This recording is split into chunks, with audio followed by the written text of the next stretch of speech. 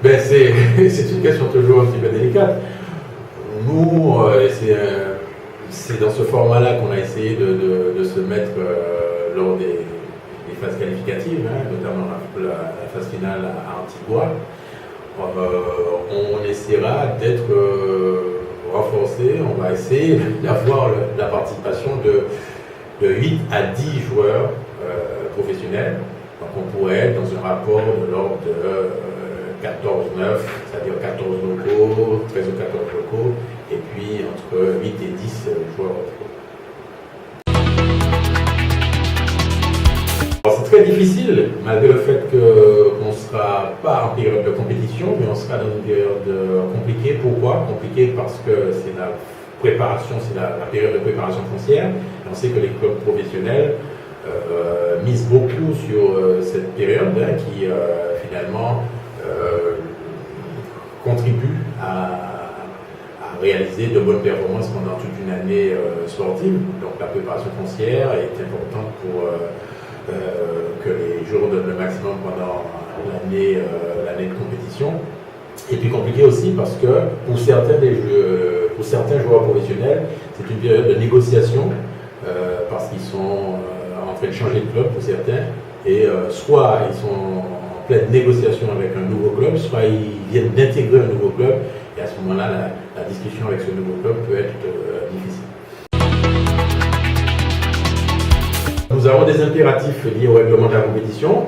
Fin mai, il va falloir déjà donner une liste de 35 joueurs, ce qui complique un petit peu l'affaire pour nous, hein, qui ne sommes pas pays, fédération. Il n'y a aucune obligation pour les clubs professionnels de libérer les joueurs en notre faveur. Donc il va falloir composer une première liste pré-liste de 35 noms et intégrer dans cette liste tous les renforts potentiels qui pourront venir à la Gold Cup avec nous.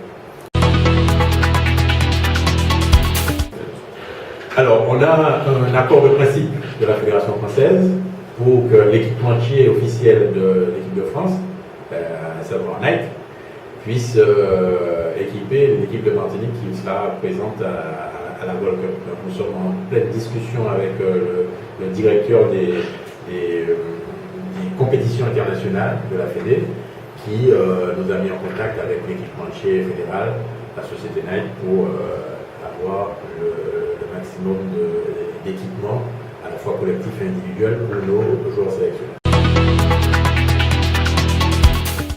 Et bien sûr, on a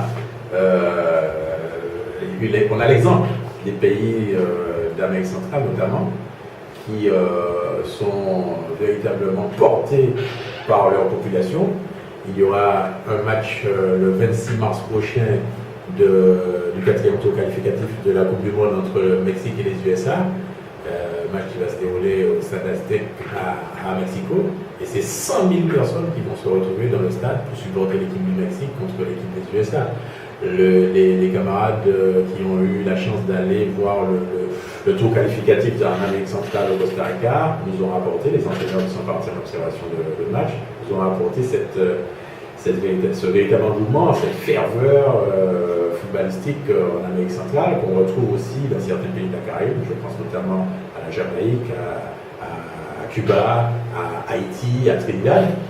Donc c'est ce qu'on devrait pouvoir retrouver auprès de nos compatriotes, cette ferveur, et pouvoir se déplacer, même si ça peut présenter quelques difficultés. On sait que c'est jamais évident de se rendre aux États-Unis, mais on a des amis qui travaillent avec nous sur des possibilités intéressantes, hein, et en particulier l'association des supporters qui travaille dessus. On aura aussi très certainement une agence de voyage qui va offrir un package, enfin qui va proposer un package tout compris pour voir 1, 2 ou 3 matchs de poule de la Martinique aux États-Unis.